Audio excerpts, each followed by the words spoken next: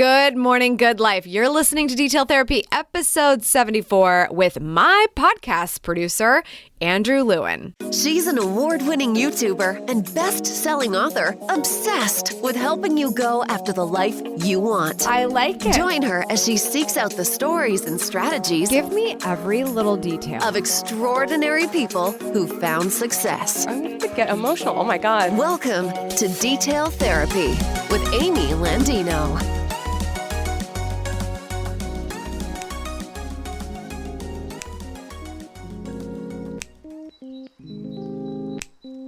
Audience size. You know, you look at Joe Rogan, he gets probably millions per episode. But I always find it interesting, and somebody put it to me in terms of look at your numbers and how many people you're reaching. And think about that, of filling that in a room. You know, so if you have 10 people listening to you, just think about that in a classroom. You have 10 people listening. I've given presentations where there's been less, and I've had more of an impact. That was a little bit of my conversation with our guest today, Andrew Lewin. In this episode, we'll be discussing the details about podcasting. Why is it one of the most popular platforms to start sharing your ideas on, especially when it comes to your passion project or your side hustle? Andrew's going to be sharing his top 5 tips for a successful podcast. And he would know because he works with some really good ones in the game. Just saying, Detail Therapy is one of them.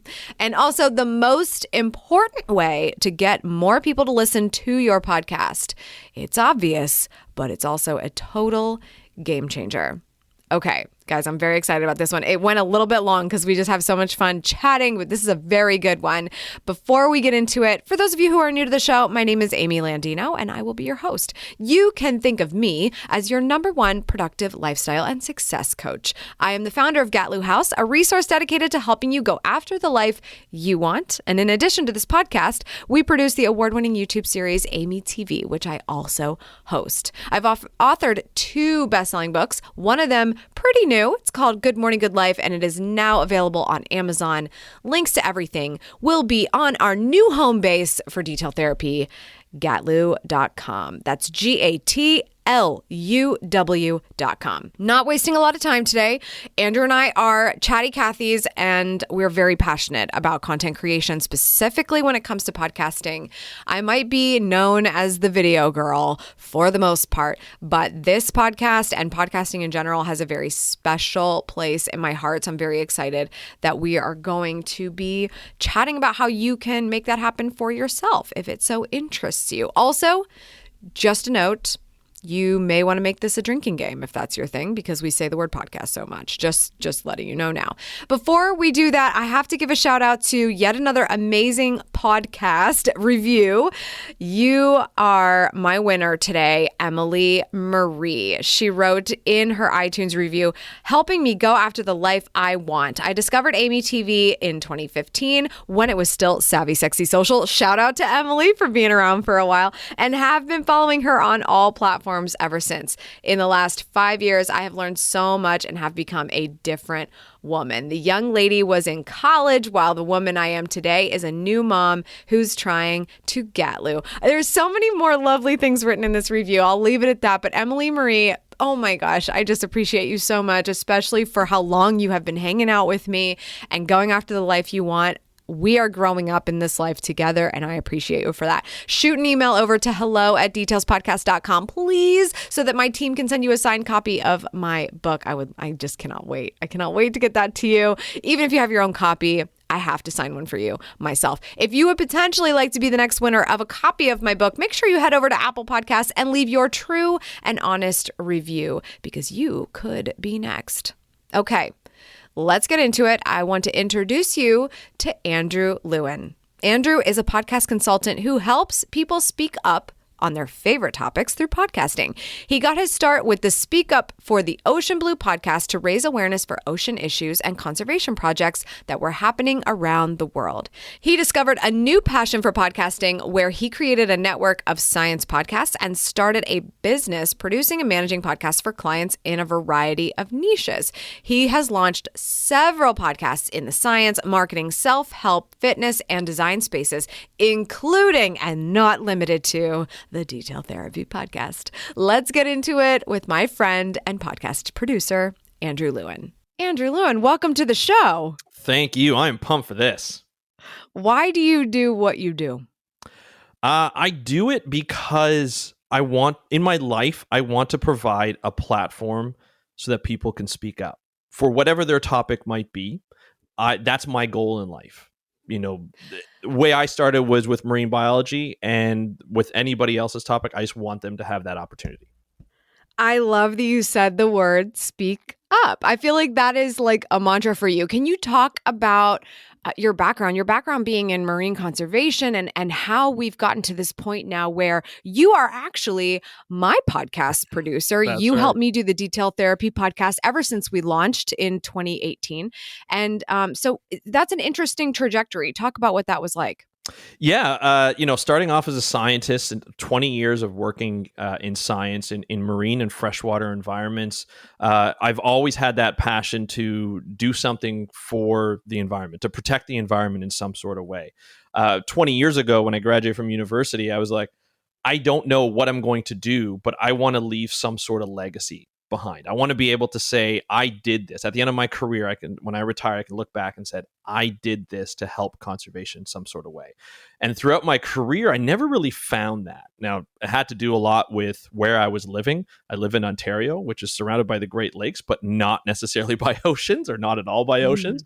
And so it was very difficult to find a career where I solely dealt with the oceans. Did have my opportunities, but that it didn't really fulfill what I wanted. And then I started podcasting, and I started it because I was actually watching a Mixergy, if you know Mixergy, Mixergy episode, and it was on. I just got into podcasting, and I was like, I wonder if there's anything on ocean conservation, and there wasn't. And I was like, well, I do like to talk. I really do. And I like to talk about oceans. And there's only so much ocean conservation I can talk to my wife before she starts to get really annoyed by me. Before she just like, honey, I got to walk away. Yeah, she's just like, tap me on the head. That's enough. That's enough for today.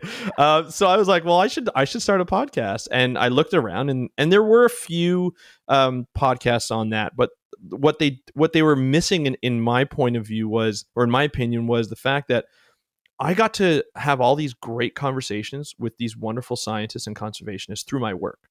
And I had a pretty big network, and those stories weren't getting out into the mainstream media.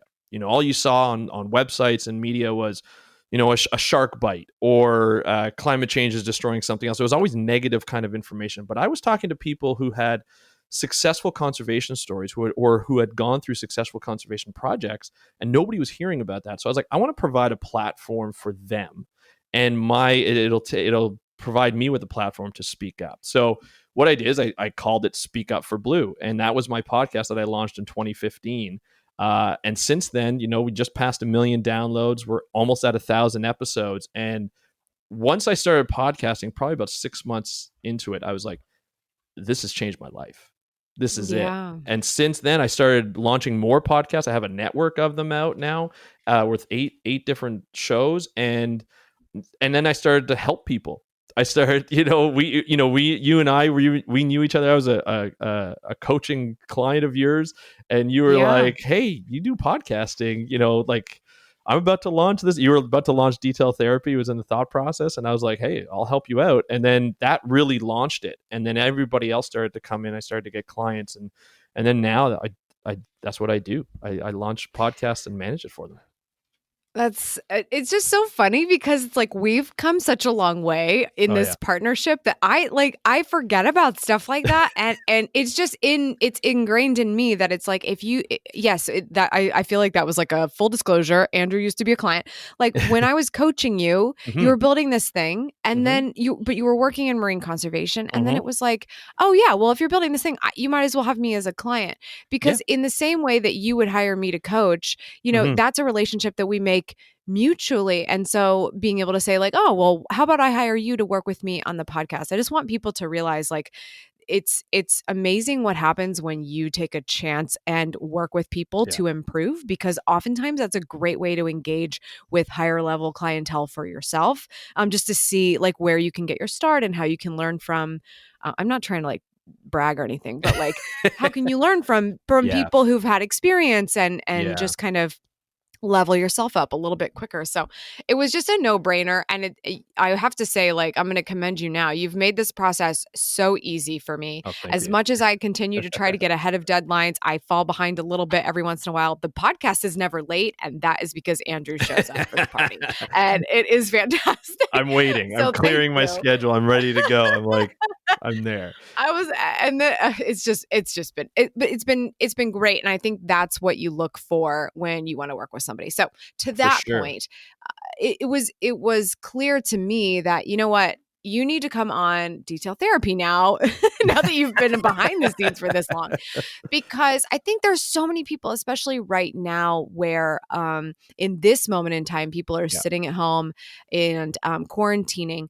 But it gives you a lot of time to think about what's important to you, what you want to spend your time on. Now that you have a little bit more time, how can you use it more wisely? And I think people love the idea of, just like you said, finding their communities with what they want to talk about and talking about it. And a podcast is very approachable when it comes to content creation, because you don't have to worry about lighting and Oh, yeah. your makeup and your set design where you do with video, or even, photography for Instagram. Podcasting is very approachable because it's just a microphone and a conversation. Yeah. So I wanted to chat with you about, in your experience, you've had many clients other than Detail Therapy at this Right. point. You see a lot of statistics in the back end. You see a lot of different people's processes. What your main tips would be for launching a successful podcast. And so I asked you to bring 5 of them to the table today. Are you ready to dig into it? I am all set. The one thing I would like to say before we get into this, though, is Sure. with podcasting, what I do love, it does, like, when you do it without video, it takes away that extra layer of complexity, in terms of editing and lighting and set design, all that kind of stuff. And all the stuff that you go through on your channel, which is fantastic. It looks fantastic, but it takes a lot of work and it's a lot of investment. For me, the podcasting works out perfectly just because I can just sit down and just spew out marine conservation stuff. Read an article, talk to somebody, and then I just go and I talk. And that's what I love about podcasting, is you can literally podcast from anywhere as long as it's not too windy outside. You can almost do it from I've done it in a car before. I've done it on a boat. I've interviewed people in Antarctica. And it still works really, really well. So I find it easier for production. But there are, like we're about to go through, there are things you need to know to make sure that it is successful. Yeah, absolutely. And I'm really glad that you pointed that out. I've heard even people do podcasting on a plane before. I mean, why not? Why not? If you got a good mic, then Yeah. if nobody's bugged out by you, then cool. But it's really fascinating. And I think also when we started to see the major media step into the podcasting scene and really take us on an audio adventure with what you could do with podcasting, it made the industry even more really, really interesting. So let's get into this. 5 tips to start a successful podcast. Your first tip is, I love this one because we talk about this a lot at Gatlu. Knowing the vision of your podcast. How does somebody start to get to that point where they know a vision for their podcast? Well, they have to spend time and really think about it. It took me probably about a year to really understand what my vision is going to be for my podcast. Marine conservation is such a broad type of topic that I could go in a lot of different ways. And so the essential thing that I wanted to do is I want to provide value. What value am I going to provide my audience every time I podcast? And so when I have that vision, every time I'm thinking about interviewing somebody, or every time I put out a solo podcast, I always ask myself at the beginning, the middle, and the end, is this actually serving my audience? And if you're just starting, is it going to serve the audience? Is it going to attract the audience that I want? And I find, like, when you come up with a vision, the vision can change over time. It depending on what happens in your life, depending on what type of avenue you seek, your vision can change, but you're always going to ask the question, is my podcast episode really going to serve my audience members? So if your vision does change 6 months down the road, or a year, or 1,000 episodes down the road, when you switch, you really have to ask, is this switch really going to change my audience? Is my audience going to like this? Is it going to serve them properly? the way I want them to be served and the way they want to be served. Because if not, then your audience is going to shift and you're going to have to almost rebuild your entire brand again. So I find like, Yeah, that I love that point. We talk about this in video all Right. the time. And that's why I talk about my avatar.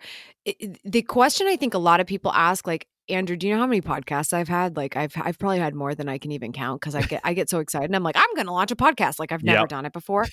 And I think people do the same thing and then they come up with a different idea down the road where their passion really lies and the vision does change. And they try to figure out, do I delete the old episodes? Do I keep the old episodes? We hear this so much in Oh, video. yeah. And I always say, does it continue to serve the same audience?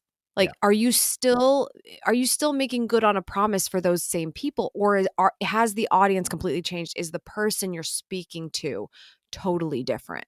Yeah. And I feel like that's really, I think that's a similar point to what you're making here.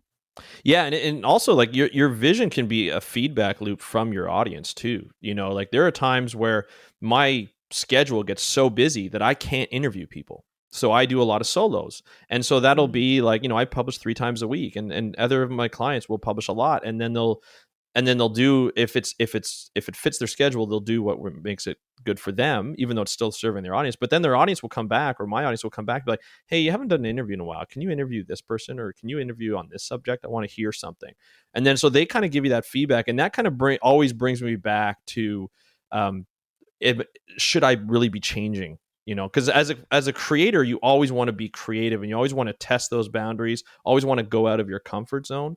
I'm about to approach 1,000 episodes, and for the last year, I've been thinking about when I reach 1,000, how do I what am I going to do to change? Because am I getting bored with the continued like interview solo? Should I do more of a highly produced like NPR style episode, which will take a lot more time, and I only release 1 episode a month? And then I started to ask some people like in the audience, and they were like, "No, I don't want that. I like mine 3 days a week." And that's what I go with. So I continued with that because I know my audience really enjoys that. And so, that helps my vision. Cause again, that's serving my audience. The other one was more serving me. And then I would be like, I don't really want to do that because that takes a long time. I would rather just talk about a bunch of different things.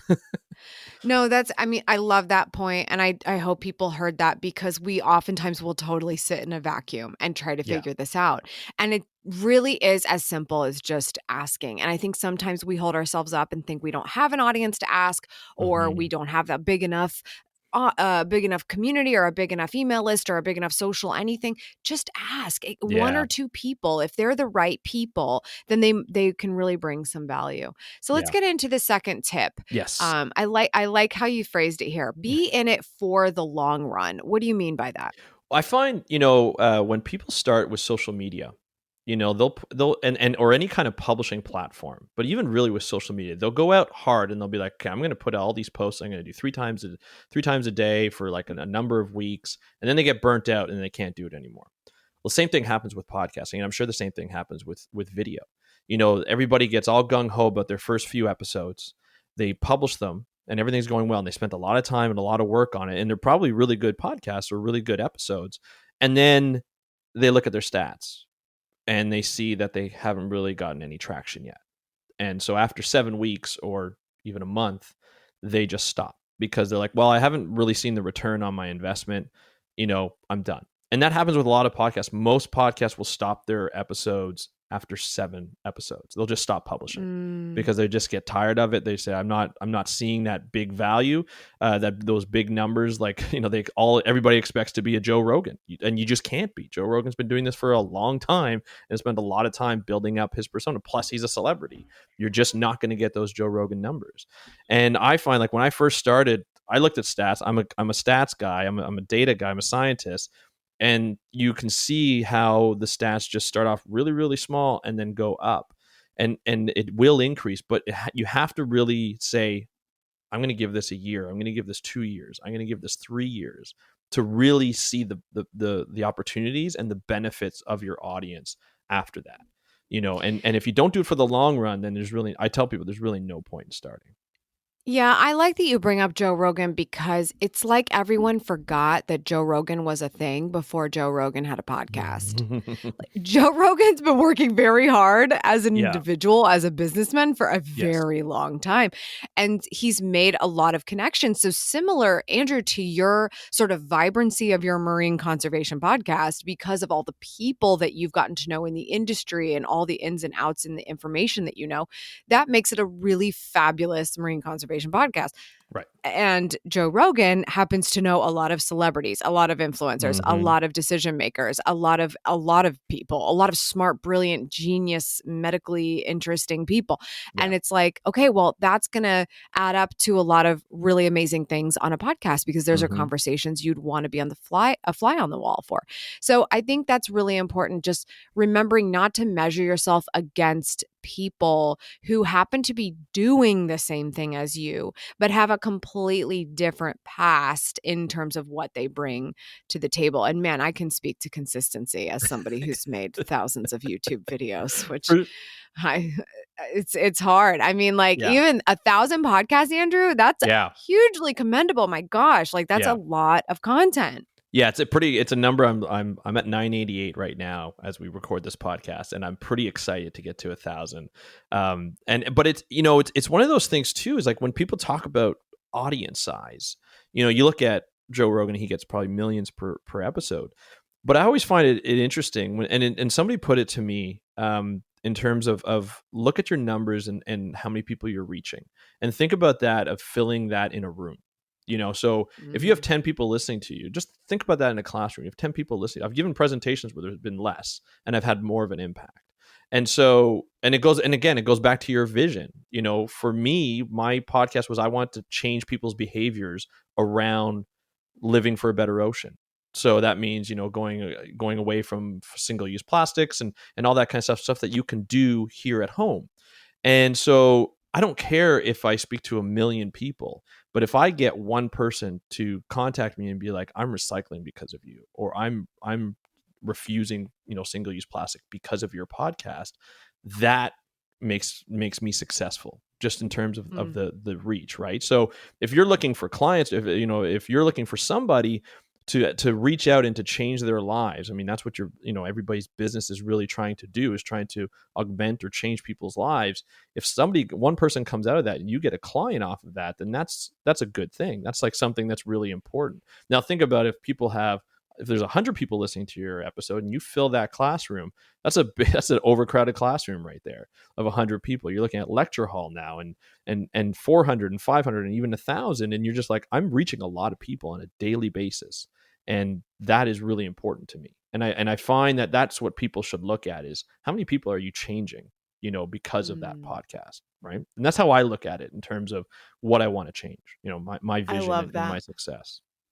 Yeah, that I used to say the same thing about YouTube. Everybody would always say, "Wow, Amy, you're so persistent with this YouTube channel."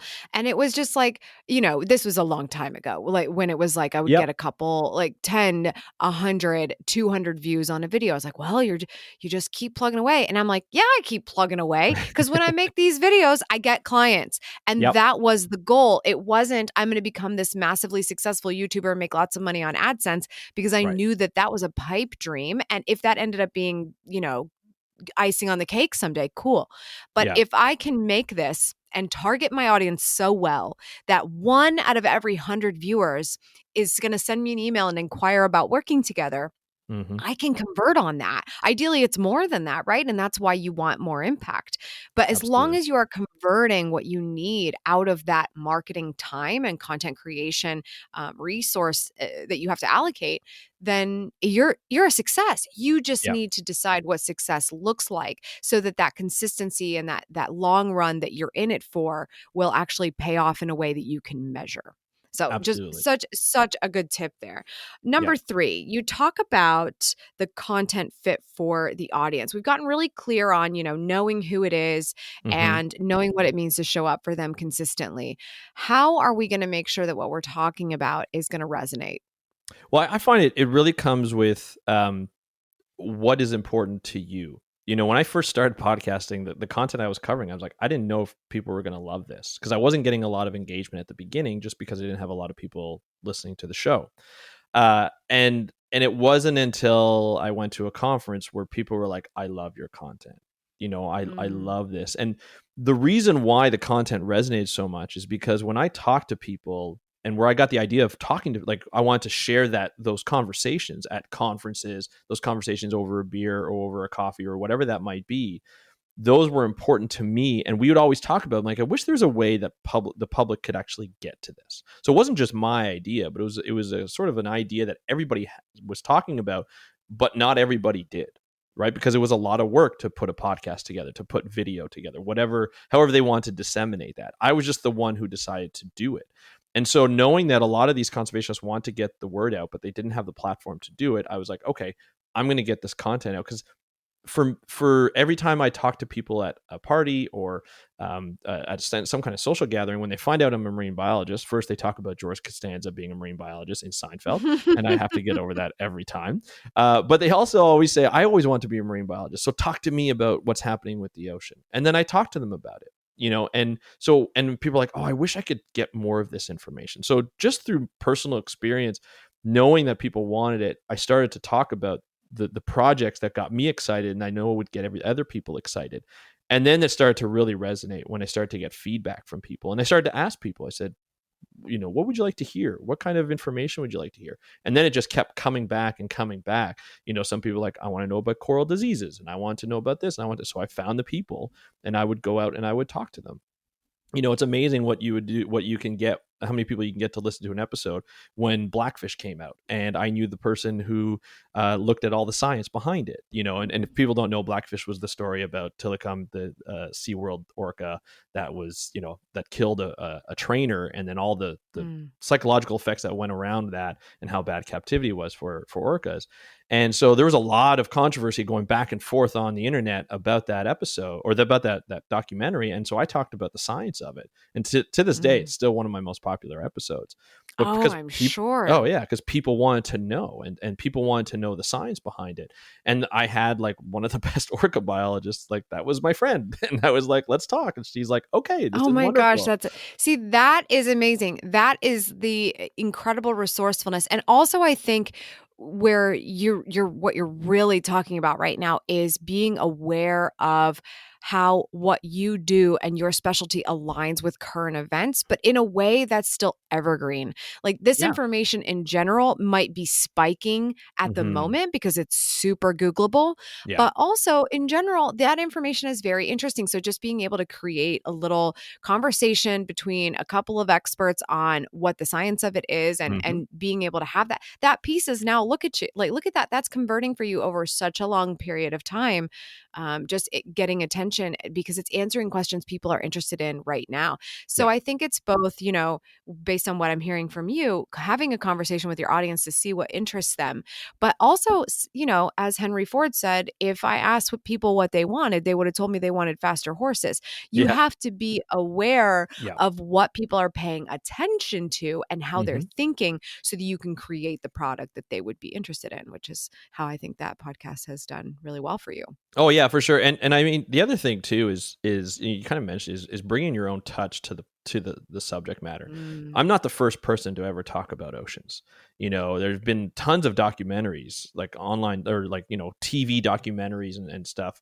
David Attenborough and the whole Cousteau family, and that has been done. It's been done. I want to bring something different, a little bit more sciencey, and a little bit more in depth, and bring it to people that didn't know. So I had my own unique perspective, and that's I found that's what really brought people in, because they enjoy that. But I also start to talk about a lot of subject matter within the industry that people want to talk about, but nobody was talking about. So the one focus was almost like a subtopic, was how to get a job in marine biology. Not many people can get a job in marine biology. And so I have, courses set up for that. I've talked to people, I've done one-on-ones and all that kind of stuff to help people go through that. The other thing that I've had the opportunity to talk about is the inequality, gender inequality and race inequality within the industry. Wow. And even touching upon like really sensitive subjects like sexual harassment in the industry. And so we've been able to really get a lot of that out there so that more people are talking about it, and to be like, it's okay to talk about this kind of stuff. So it's been really impactful for, not just the overall awareness, but also people within the industry that have been able to connect with me over this. That's just amazing. I think that makes you feel like you're making such an additional impact, which really segues pretty well to tip number 4, which is you say, do what you love. And it sounds like, this opens up such an opportunity for you to talk about what you love. Yeah. Do what you love and outsource the rest. Yeah. Yeah. I mean, and you can attest to this, when you do any kind of content publishing, you always come into it like, this is going to be so much fun. I'm going to get to be on video. I'm going to get to be on a microphone. The I get all launch this is so equipment. exciting. The launch is exciting. And then you realize, you're like, oh, this is a lot of work, and there's going to be some aspect that you don't like. I was actually just talking to a prospect the other day, and they were telling me, they're like, I don't like editing. I thought I would. I thought it'd be fun. We recorded like 9 episodes, and then I had to edit, and I'm not good at it, and I don't want to be good at it, and I want to outsource it. So they contacted me, and so it was one of those things where I'm like, that's perfect. I'm glad you did that, because if you had to edit every time, your interest in podcasting is going to get less and less over time, because Right. you don't want to do something you hate. So if you can, and you're not going to go into that conversation excited about having it. You're thinking about the dread of having to deal with it after. Absolutely. And if you can afford it, and you can have the time to deal with somebody to do it, then that's the best thing to do it, because then you can focus on other aspects, which we'll probably talk about on the next point. But other aspects like marketing, that's where you want to really focus. So, because if you really want to grow your podcast, you can spend more time doing other things that really have a knack, like getting better content, as well as telling more people about it. And this allows you to free up your time. I mean, I can't imagine, Amy, if you had obviously you can edit podcasts, but the time that you spend doing other things in your business, it just doesn't make sense for you to spend the time to edit the podcast, right?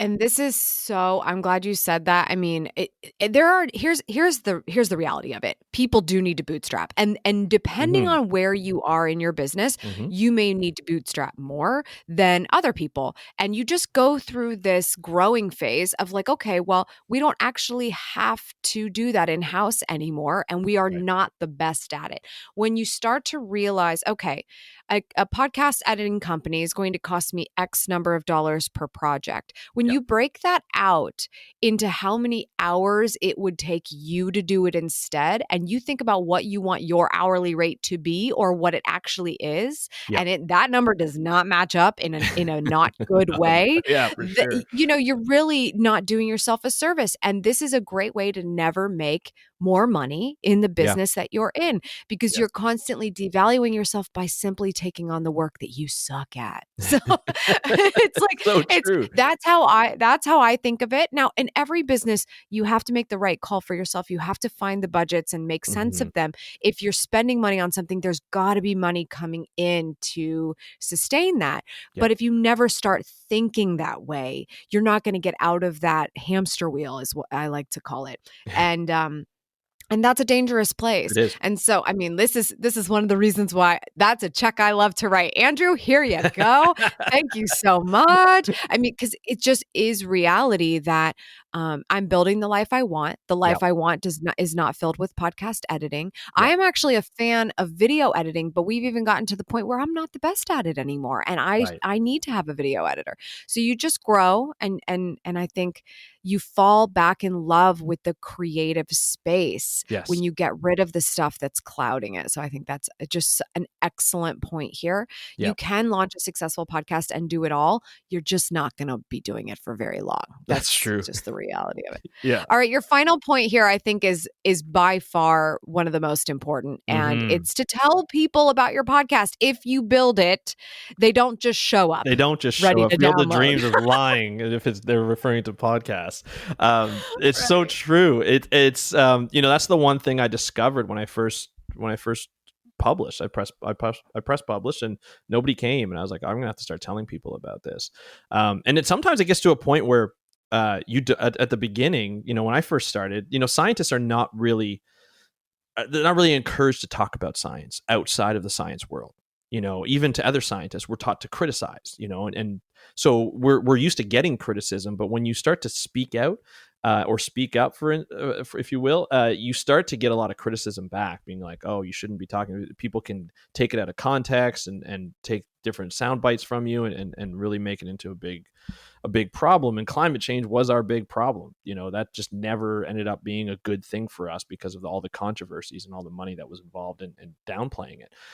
So science communication was a big problem. And so when I started talking about it, I didn't want to tell too many people about it. I was a little shy to tell people because I was worried about the criticism, especially from other scientists. And then I found out that if you start covering the science articles that scientists are saying, they really like it. And they like hearing their name on over the airwaves. Ooh, yeah. Yeah. So all of a sudden, we covered one person one time, and actually he's a good friend of mine now, and he was the communications director of one of our science conferences, a big science conference. And so he contacted me right before that conference. It was in Canada, and he was like, "Hey, are you coming to this conference?" I'm like, "Well, I wasn't sure about it." He goes, "You're going to come and you're going to do interviews, and I'm going to set you up with all these wonderful interviews." And I was like, Wow. "Oh, okay." So they got me a hotel room, I had to pay my own way, but they got me, they set me up in a nice hotel room, and I had a press badge, and I did I don't know, 12 interviews in 3 days. And it was great because then at that point I found out that other scientists loved what I was doing. I got recognized by my voice. I couldn't believe it. I was like, this is ridiculous. I've never had this before. Wow. So that gave me the confidence to actually start to tell people about it.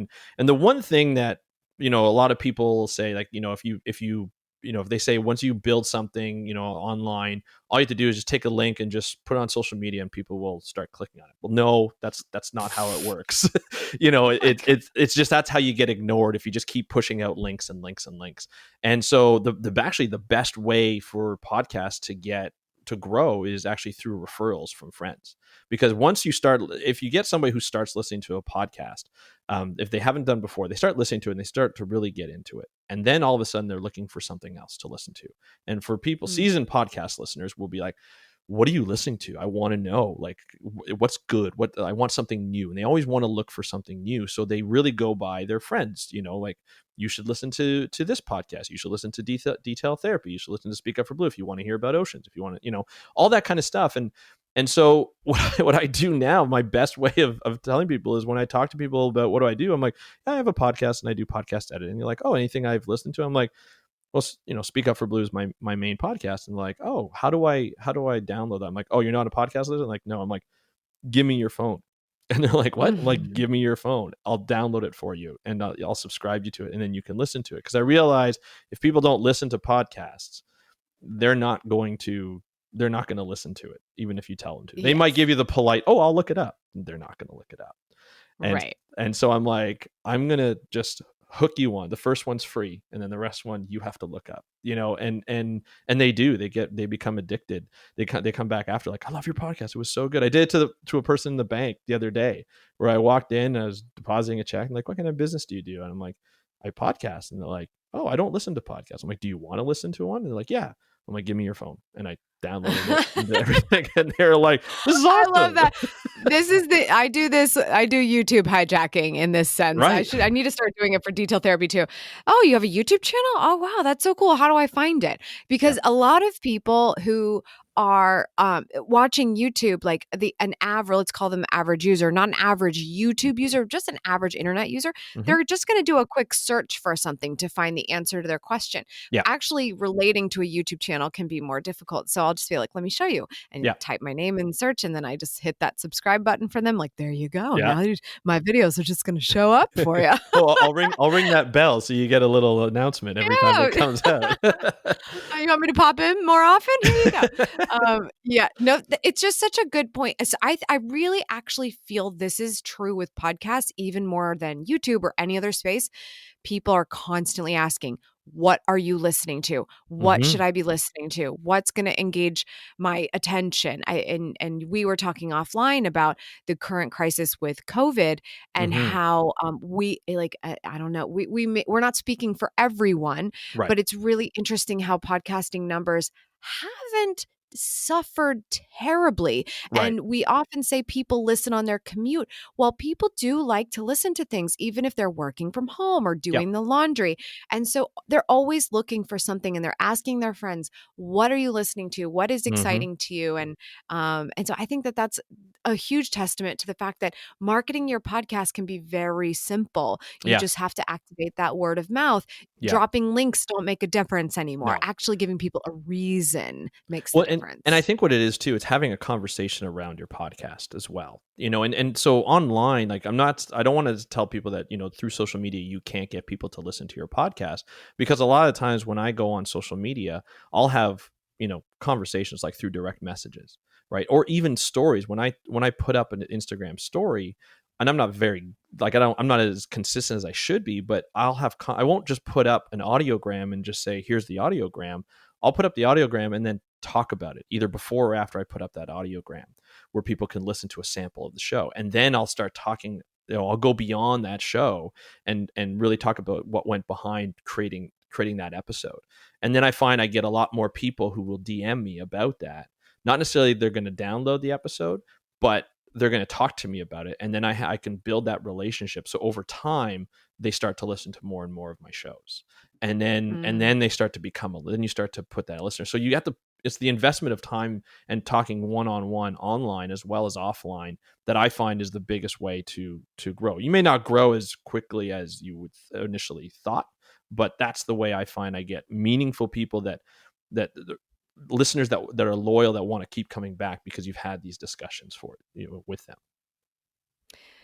Such good advice. Andrew, I just want to do a quick recap. 5 tips for a successful podcast. Mm-hmm. First of all, know the vision for the podcast. Does it serve the audience? Number 2, be in it for the long run and stay consistent. Number 3, does the content fit your audience, and how are we discussing with them the things that they want to see from you in your audio listening experience? Number 4, do what you love and then outsource the rest. I love that one so much. And number 5, tell people about it. So I'm very excited. We'll put all of this in the show notes, but Andrew's also offering to throw a little bit more help your way if you're interested in launching a podcast. Andrew, can you talk about the free downloadable course they can get their hands on? Yeah, for sure. The one thing that I find that the barrier to starting a podcast is the technical aspect. And of course, here today, we've talked a lot about, the overview of the thought process around it and what your content should be and how you should tell people about your content. But what a lot of people really get taken back by is like, well, how do I, like the mechanics of it, what gear do I get? What host do I use? Do I need a host? How do I get it on the internet? How do I, edit, if I'm not very good at it, or I've never done it before, and then how do what kind of, I mentioned audiograms, what's an audiogram, all that kind of stuff. So what I thought I'd do is put together a free course that people can look at. It's basically a video course of me doing that, with one of my episodes or one of my shows, and then showing you all the different intricacies of the host, the recording, the gear that I use, and all the different options and all that kind of stuff, just for them. So it doesn't become a barrier. You know what to expect when you get into this. I love that. You guys, we're going to link to that in the show notes. Go and take advantage of that and let Andrew be your podcast guide. He's definitely been helpful for detailed therapy. And so super grateful. Andrew, thank you so much for being on today. You're I'm welcome. definitely going to be having people pop over to get that, because we need to learn how to launch our podcast. Yeah. I can't not ask you a couple details about your life, because you've Perfect. heard so many interviews that we've done. I'm like, okay, let's ask Andrew about a couple details. Talk to me. What is your morning routine like? Morning routine without COVID, because obviously this has changed my morning routine. I usually get up about 5 a.m. And I will do a little bit of stretching, and then I'm a CrossFitter, so I go for a 6 a.m. workout with some. We got a good community at 6 a.m. at the gym that I'm at, so I do that for about an hour. Come back, I will eat basically a low fat, high protein kind of breakfast to fill me up, and then get my kids ready and off and running to school. I've got two girls, 10 and 12. And then basically go to work. I have a day job and I go to work, and then that's essentially my routine. It's kind of, it goes by fast, but that's over a 3-hour period. But it does go by Yeah, fast. definitely. It does go by fast. That is kind of the downside when you finally nail your morning routine. You know, it's a Yeah. great time when you just let it take all day. Oh, for sure. But I find like with like after that, when we all, now I'm working from home, obviously, like many other people, Yeah. self-isolating. But in this one, it actually took me it took me a while to adapt to this new routine that I have, because it messed up my old routine. I was able to sleep in a little late because I couldn't go to the gym, and I could work a little, I could start a little later and work a little later. So that all switched. But now, like my morning routine now is I get up at 7. I'll go for a run with the dog. I have a very high energy husky Samoyed cross, so he needs to get run out. And then come back, and then I will basically plan out my day. And so that includes day job, podcasting clients, kids with schoolwork that's at home, because now we're basically all homeschoolers now with a little guidance Yeah. from teachers. Well, let's talk about what's that organization process like for you. So what resources do you rely on to get you through the day? So from a task management time side of things versus a calendar versus project manager? Like how do you plan out your day? How do you use those tools? I'll be honest, I live off my iPhone. So all the tools that I use are essentially things that come with my iPhone. So the reminder app is it goes off all the time on it. That's the only way I'll really I've never remember hit my things. stride with the reminder app, and I Really? have regrets about it all the time. I don't know why. I think I need to check on the notifications or something, because it's never reminding me what I want to be reminded of. Oh yeah, I have it to like the time, and then sometimes I'll have it multiple, and so it's very like I'm in it a lot, but it keeps me on task. And with working a day job, doing podcasting clients, being a dad, trying to stay fit and eat healthy, I will have all that reminders go off. But then like a lot of times I'm in my notes app and I'm writing down if I have a thought for a podcast, I write it down. If I have, if I, at the beginning of the week, I will write down in my notes app all the podcasts that I have to edit for that week, and make sure when and the dates of when they need to go off. Then it goes into my reminder app, and then that goes off to give me at least a heads up of when I'm supposed to be starting and when they're due and when they're supposed to be uploaded and everything like that. So that keeps me on task. And then I use my Fitness Pal for all my nutritional sort of logging. I have a nutritionist that I kind of keep in touch with, because I have a very big affinity for chocolate. Easter is probably the worst time for me in terms of cravings. So I have a nutritionist, and we work off. She kind of watches what I eat through that app, and I follow, like I track my macros and things like that. So but that's those are essentially it. And I have our CrossFit has like a workout app that puts out all the workouts. So now that we're at home, he'll do videos. Yeah. Our owner will do videos to show us what the workout's about and the warm-ups. And then I look at the app and I can log my score or whatever, to still have that competitive nature with other people. Not that I'm very competitive with a lot of the people, but it's nice. It's kind of that's my motivator to continue to work out and do those CrossFit exercises. I want to ask you one more detail, because I think it would be interesting for people to hear.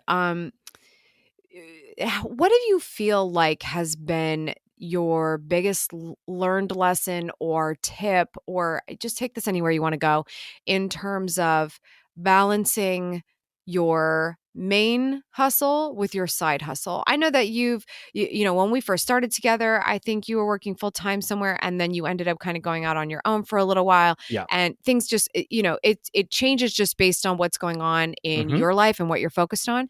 How have you found in those seasons where you're balancing two situations and your side hustle matters to you? How do you make sure you give it the time, especially balancing family life and all that kind of thing?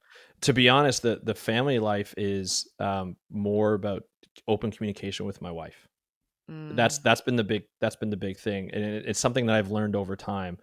In my younger years, I would never communicate that, and then we get into conflicts because of it, because I'd have something scheduled, that would become a problem if, she had something else planned and maybe told me about it and I forgot about it. And that would happen a lot. We synced our calendars. So everything I do and everything she does or we want to do, have planned, we put it in the calendar, and then we talk about it. But for me, for scheduling and stuff, it was more of, these are the days, like we talked about it, these are the days I can work and what times I can work on the podcasting things. And then, because day job was a day job, I have to show up to that day job. There's no, and she has a day job as well. But then at night and in the mornings, that's where, the flexibility comes in. And so, I have certain times when I work on podcasting and I have certain times when I work out, and they're always outside of when the kids get up and when my wife gets up or sleeps. And that's where that fits in. So there's some times where, like, depending on how many clients I have going on, that's where the time comes in. And then, so that's how we work on that. But it's working so much better now that we started to have open communication on that for the past like year or so, that now everything runs smoothly. And it's unbelievable, Amy. There's less fights in the house because of it. Isn't that amazing? It's amazing what happens when you communicate. I love that, you didn't start with the whole calendar syncing thing. You didn't start with all that. It comes down to communicating. You just have to recognize when things that need to be said are unsaid and they need to be discussed. And if someone is truly your supporter, they will help when you need to allocate time for something you're excited about and something that is helping build a good life for your whole family. So I just loved hearing you talk about that. And I'm really glad you brought that up. Okay. All right. Where can everybody find how to follow up with you, subscribe to your podcast? In addition to getting the downloadable course, we'll link to that too. But is there anywhere else people should head over to after they get off here? Yeah. I mean, you can go to Speak Up for the Ocean Blue. That's my podcast. And then you can go to speakupforblue.com is where everything resides.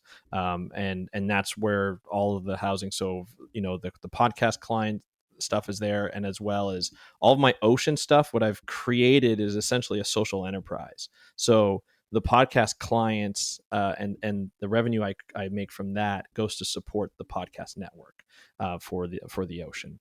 So we have 8 shows on that podcast network. So the hosting fees and all that all adds up, and the time that I put into that, but it gets supported by the podcast client. So it's all at speakupforblue.com. And then on Instagram, I'm at Podcast Andrew if you want to get a hold of me. Love that. Perfect. Okay, well, in a few minutes, I'd like to challenge you to the secret show if you're up for it. I am definitely up for it. I love those. Awesome. You guys can all see that over in Shine Squad at patreon.com/AmyTV. But before we do that, I have to ask you my final question. What does it mean to you to go after the life you want? I'm going to say one thing on it. It's legacy. When I first started my career, as I mentioned before, I wanted to leave something behind. And making sure everything that I go after, that going after life, is to create that legacy. So it means the world to me to get to that point. And I've done everything. I've gone out on my own. I've worked different jobs. I've actually switched. I'm not even in a marine conservation career anymore, just so that I can continue on with that legacy. Because the podcasting for me has been the biggest change, the biggest change that I've had in marine conservation that I could ever have, that I think I could ever have. And that's continuing to grow. So everything I do to do that is all for going after the life I want. It's everything I do is to go after that legacy. So it means the world to me.